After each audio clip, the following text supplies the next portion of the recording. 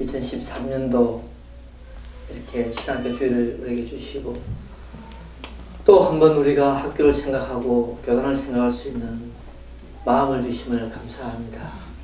우리 교회가 받은 신학교를 향한 비전들이 열매를 맺을 수 있도록 도와주시고 우리 각자가 정말로 학교를 위해서 기도하는 마음을 허락하여 주시옵소서. 이 시간도 부족한 종 짧은 시간에 썼습니다. 감당할 수 있도록 도와주시고 모두가 즐거운 시간이 되게 하여 주시옵소서. 감사하고 예수님의 이름으로 기도하였습니다. 아멘. 마이크 없으세요? 좀 이상해요. 있습니다. 있는데 여기 없다 보니까 좀 이상해요.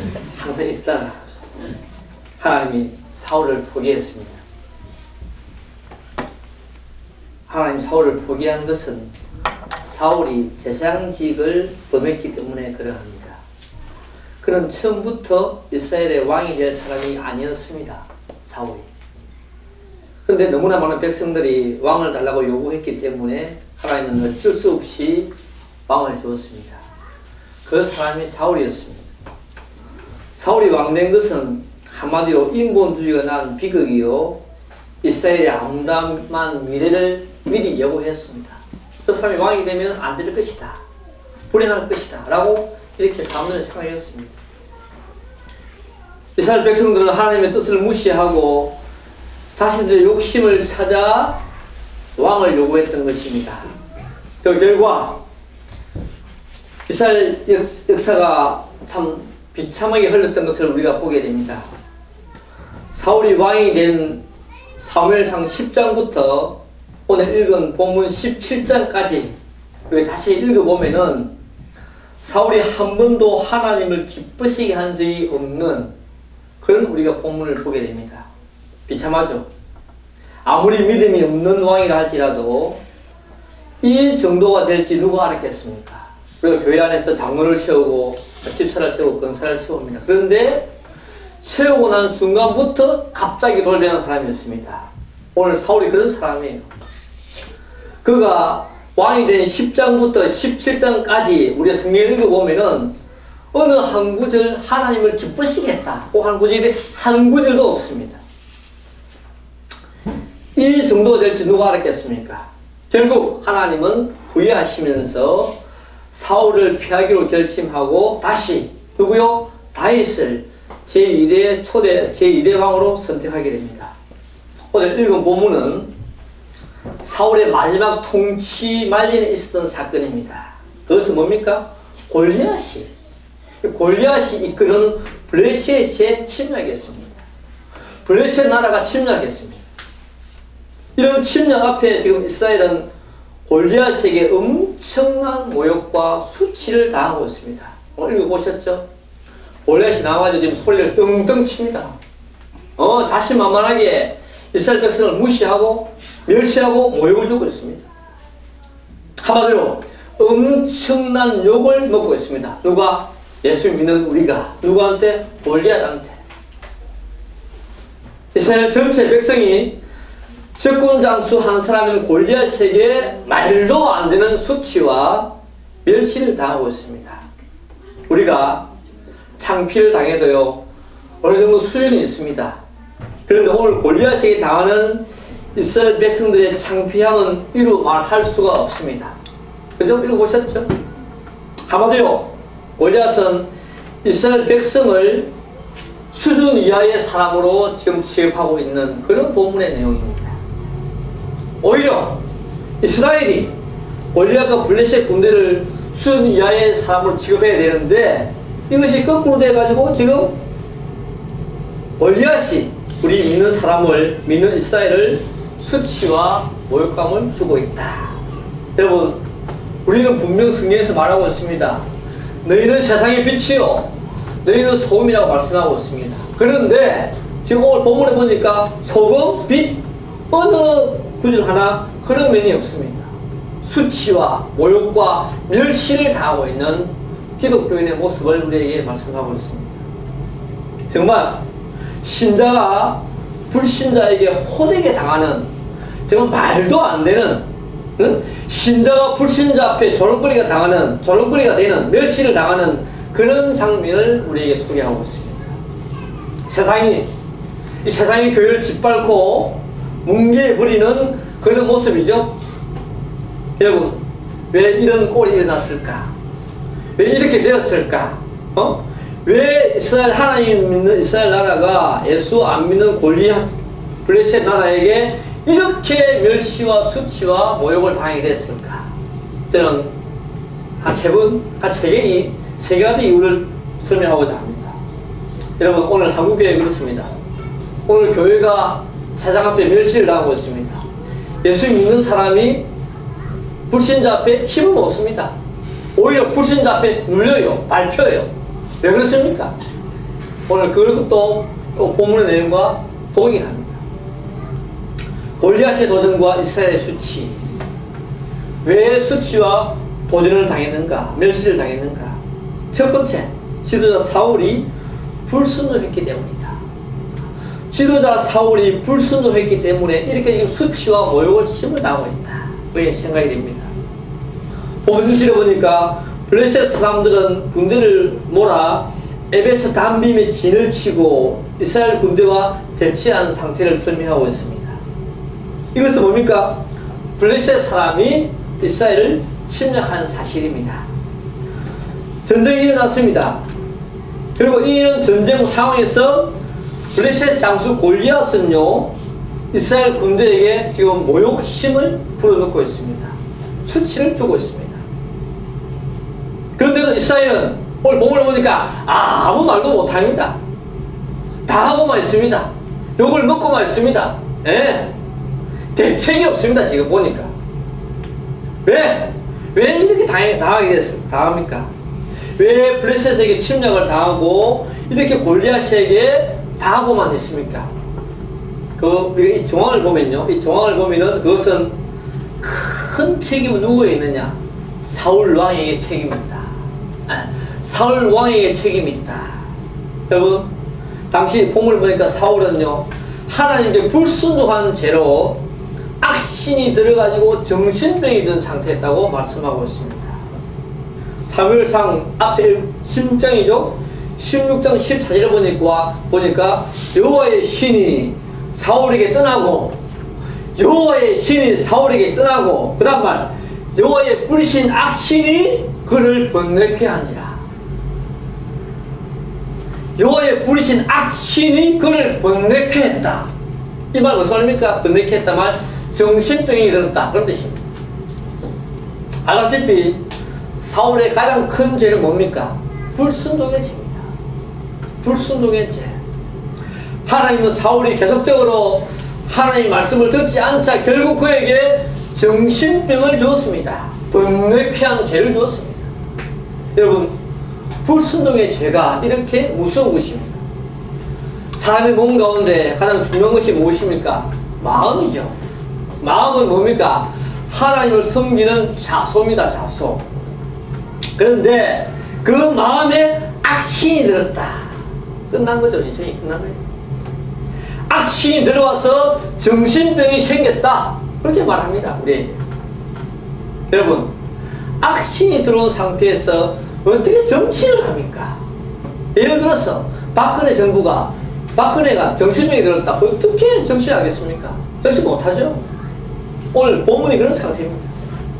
악신이 들은 상태에서 어떻게 국정을 돌아보고 백성을 돌아보고 나라 살림을 하겠습니까?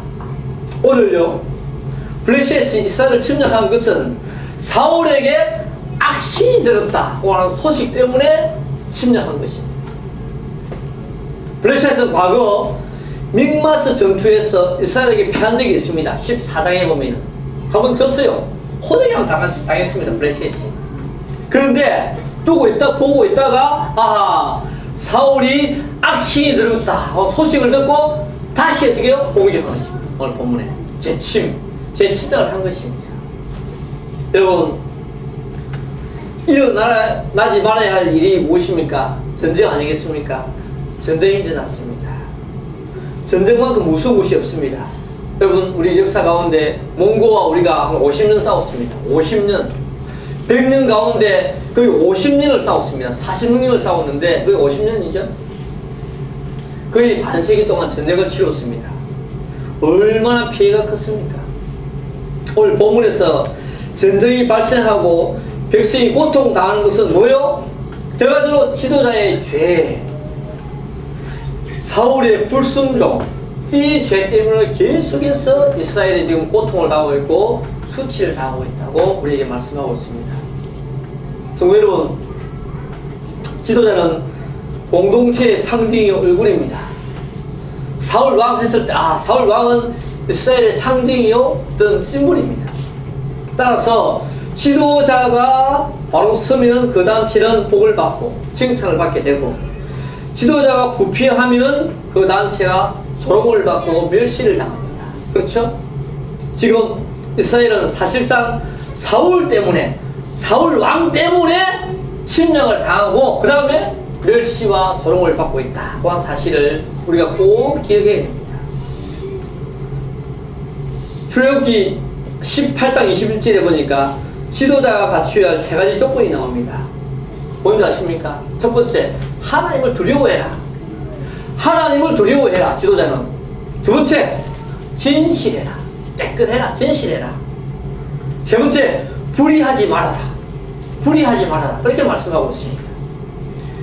디도스 1장 7절에 보니까 또 나옵니다. 감독은 하나님의 청지기로서 책망할 것이 없고 그랬습니다.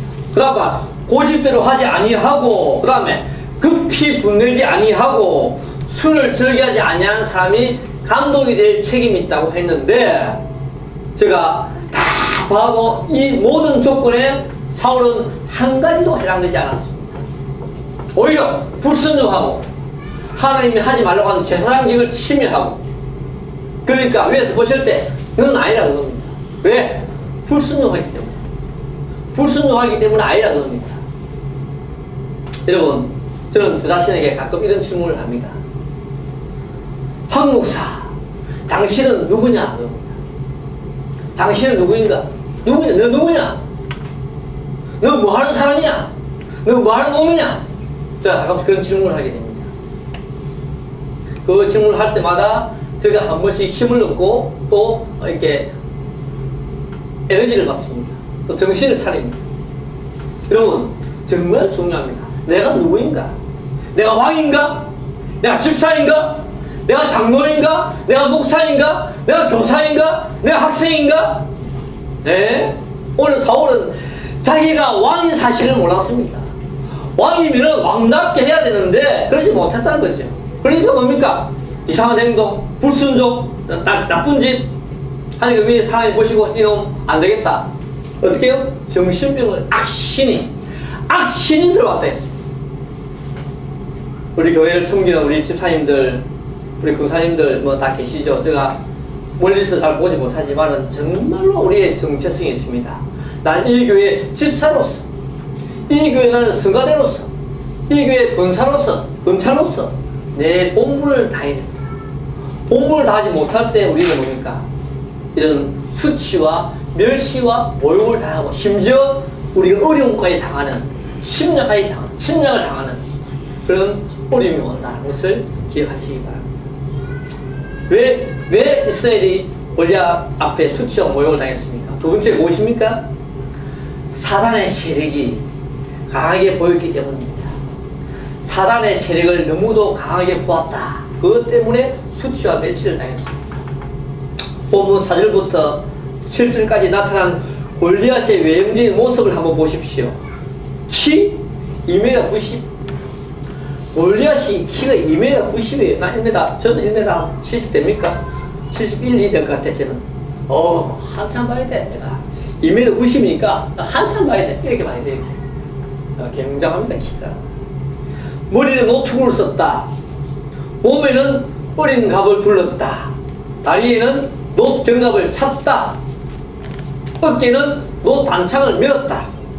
창 자루는 뱃들채 같고 창나는 철 600세겔이다.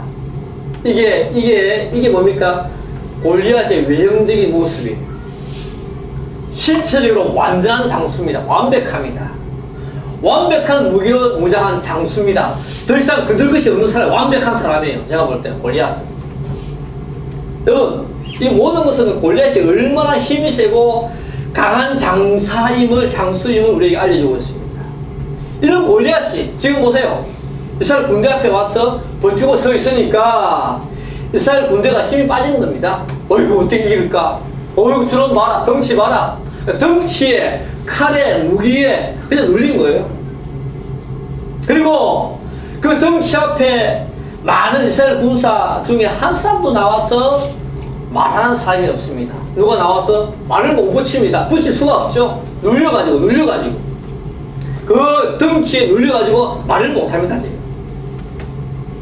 여러분, 참으로 골리앗은 이스라엘 군대에 비해서 강한 자였습니다. 엄청나게 강한 장수였습니다.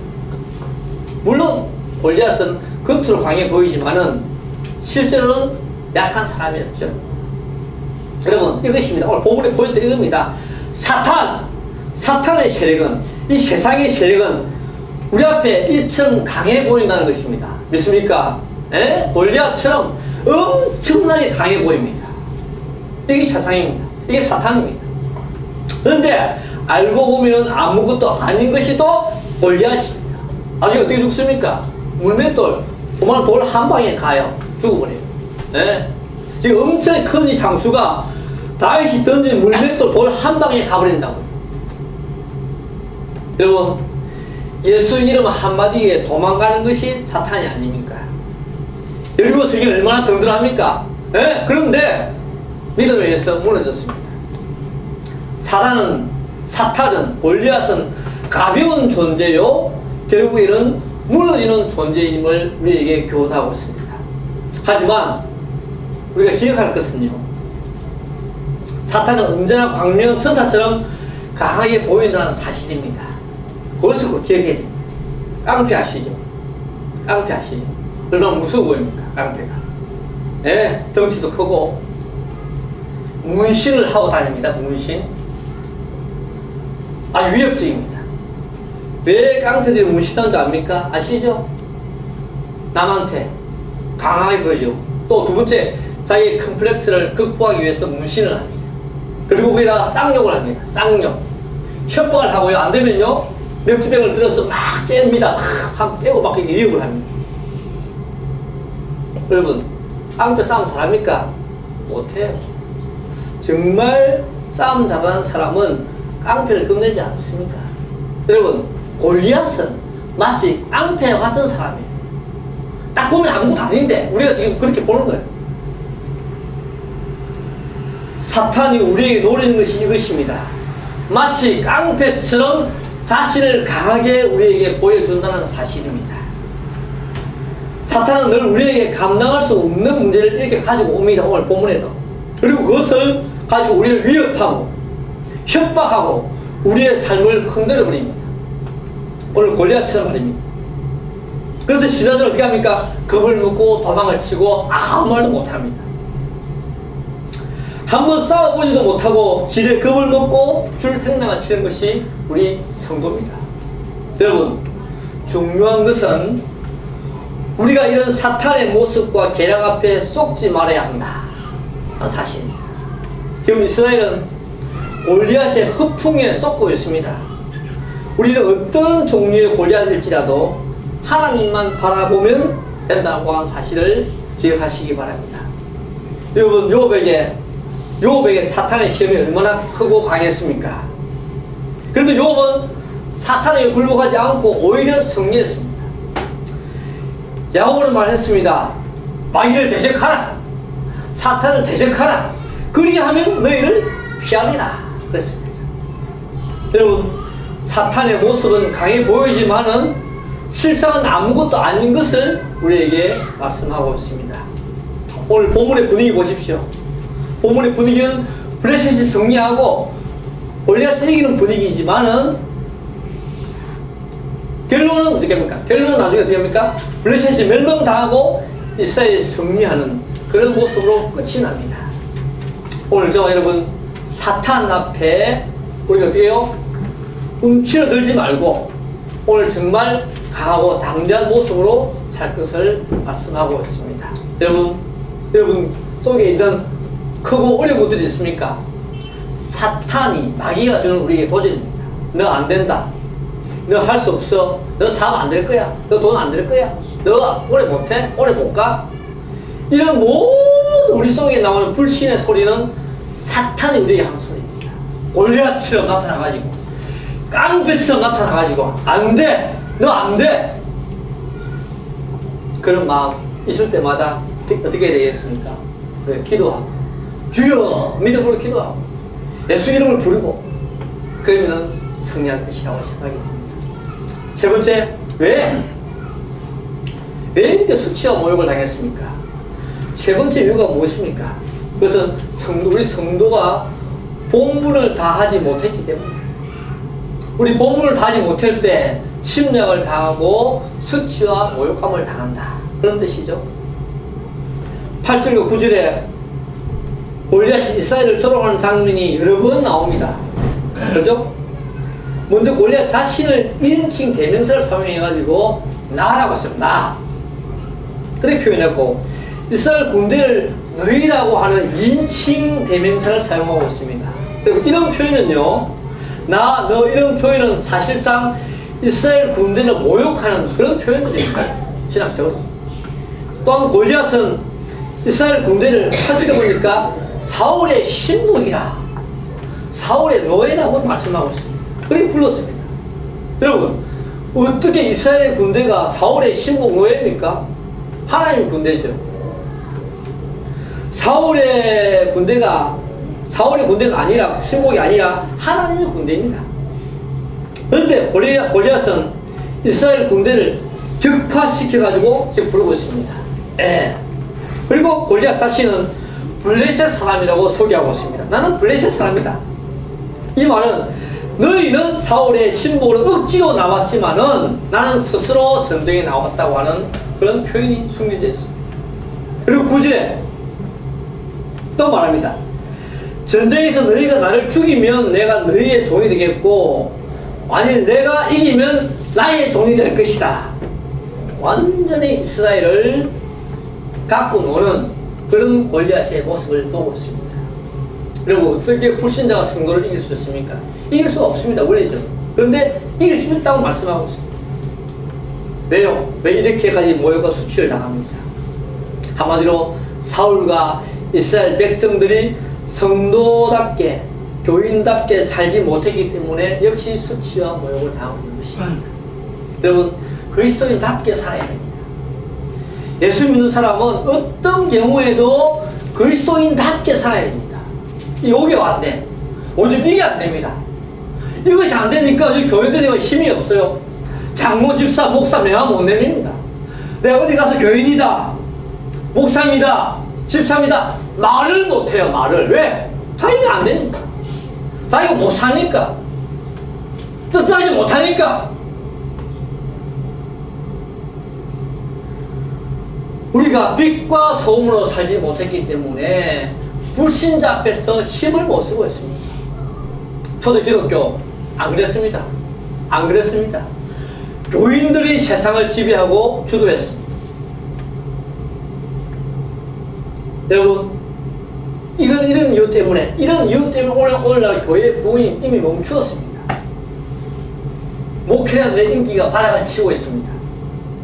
정말 어디 가서 내가 교회 다닙니다, 내가 어느 교회 집사입니다, 말을 못하고 있습니다. 우리의 죄 때문에, 우리의 부족 때문에, 우리의 수치 때문에.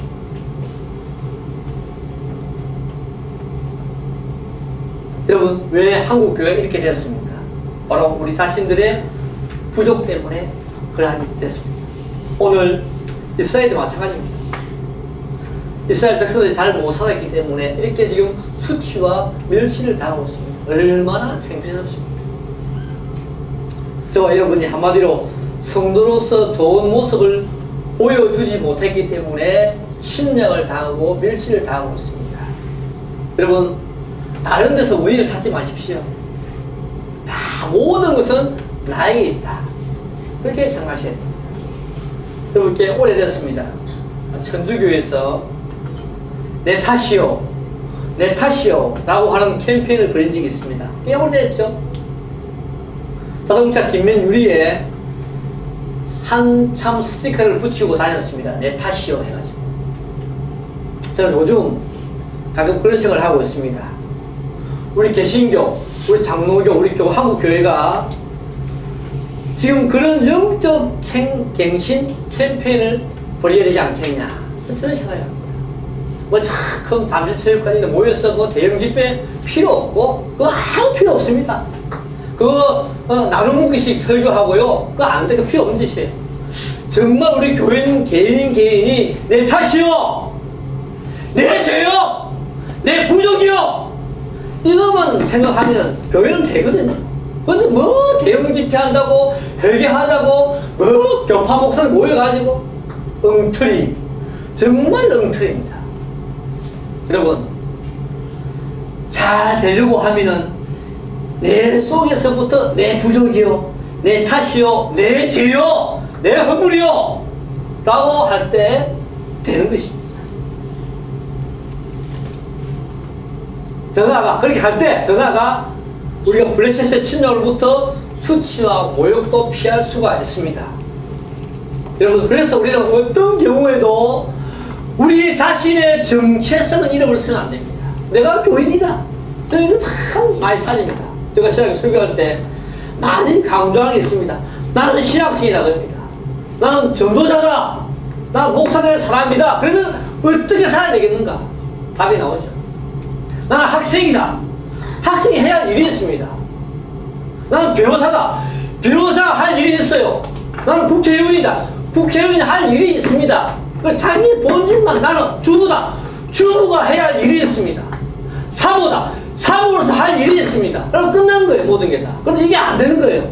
안 되니까 이게 혼란스럽고 무질서하고 일이 안 되는 겁니다. 여러분, 정말 그렇습니다. 우리 교회가 적지만은, 내가 교인이다. 내가 예수 믿는 사람이다. 내가 이 교회 집사다. 군사다. 이 한 정체성만 가지고 있으면 성공합니다. 왜 그게 안 됩니까? 11조 만회해라, 금식해라, 그거 왜 칩니까, 목사님이? 아니잖아요. 집사로서만 살아라. 권사로서만 행동해라. 교인으로서만 살아라. 이거만 하면 되는 거예요. 근데 이게 안 되는 겁니다. 우리가. 저도 마찬가지입니다. 목사로서, 교수로서 부족한 것이 많죠. 그럴 때마다 제가 이야기했죠. 내가 무엇인가? 내가 어떤 존재인가? 내가 교수가? 내가 목사인가? 그럼 내가 어떻게 해야 되겠는가? 여기에 모든 답이 다 있습니다. 모든 축복의 통로는 내 자신에게 있습니다. 어떻게 생각하느냐? 예루살렘 성전이 아시죠? AD 70년에 로마의 티투스 장군에 의해서 멸망되었습니다. 근데 멸망되었는데, 한판 멸망되었는데, 그 자녀 세력이, 우리는 멸망 안 한다 하면서 다시 그 자녀 세력이 있었죠. 그 세력이 마사다라고 하는 지역에 항전하게 됩니다. 우리 멸망 안 했다. 우리 나라 남아있다. 일종의 방군들입니다. 방군들. 우리는 아직 끝나지 않았다. 그 사람들이 마사다에서 항전하게 됩니다. 투항하게 됩니다. 이 마사다 아시죠? 오셨습니까? 지상보다 400m 높이 있는 이런 지역입니다. 그런데 못 올라가죠. 그래서 로마 군대가요, 어떻게 올라갑니까? 흙을 부어가지고 올라갑니다. 흙을 쫙 붓습니다. 붓고, 어떻게 해요? 400m 똑같이 되겠죠. 그래서 올라갑니다. 여기 준비합니다. 로마 병사들이. 흙을 부어가지고. 결국은 함락이 됩니다.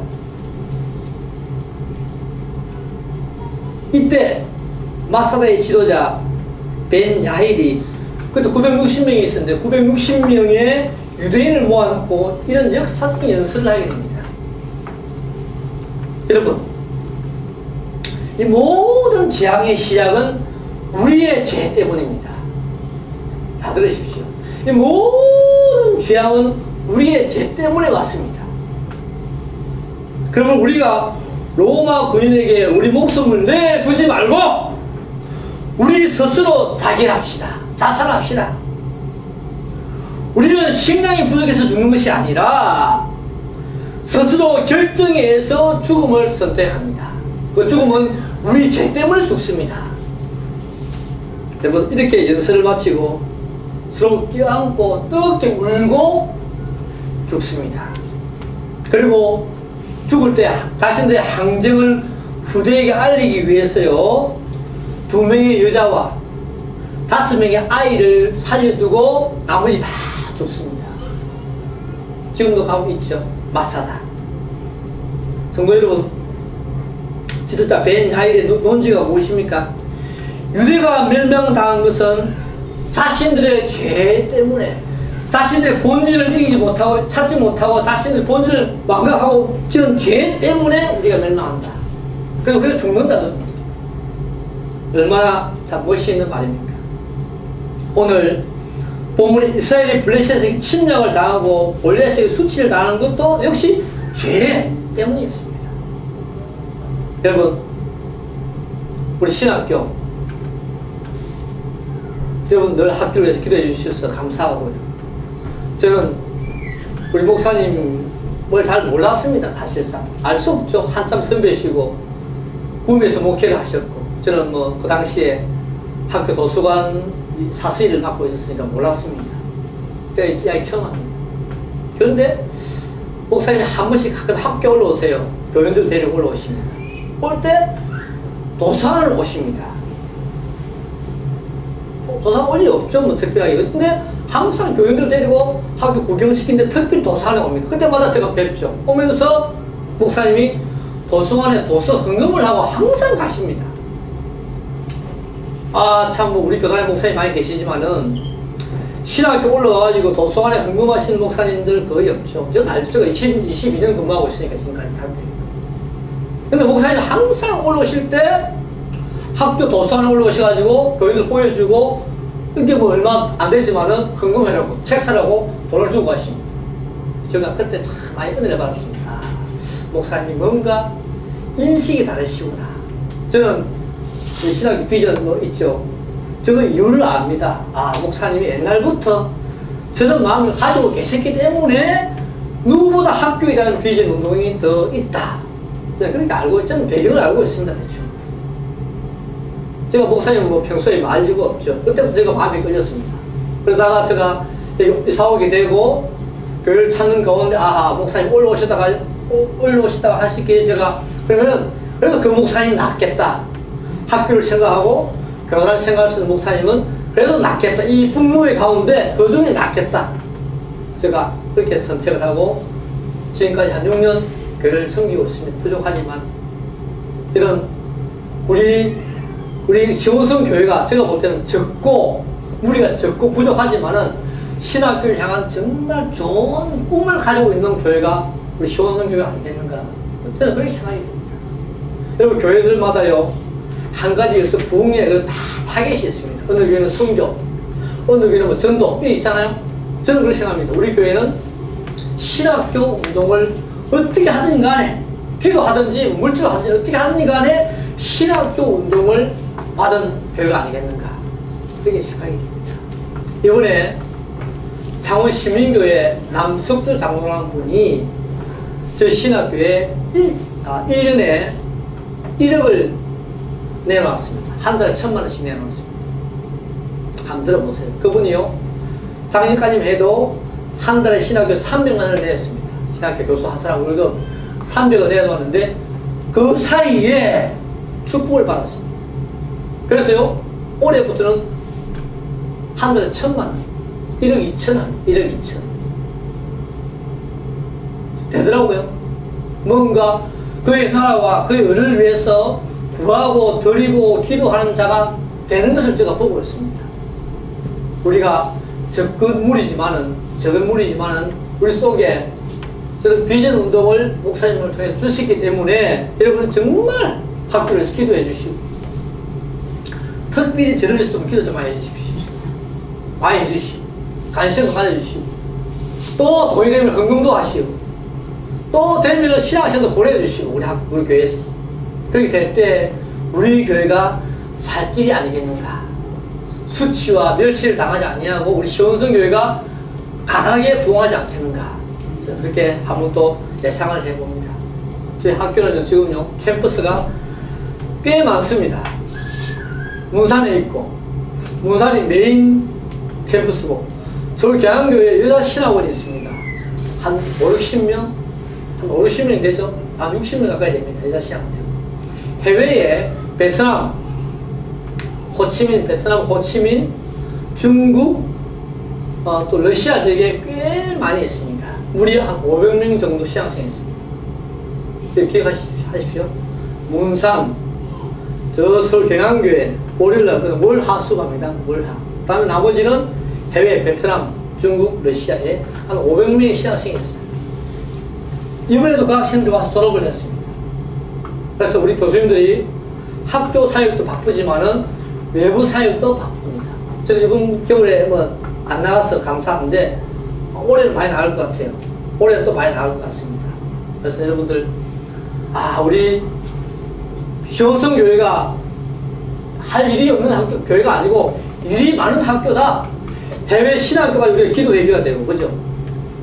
기도해 줘야 되고, 애를 써야 되고, 우리 교수님들도 기도해 줘야 되고, 애를 써야 되고, 그런 사명을 가진 교회임을 기억하시는 여러분들 시기를 주의 이름으로 축원합니다. 네.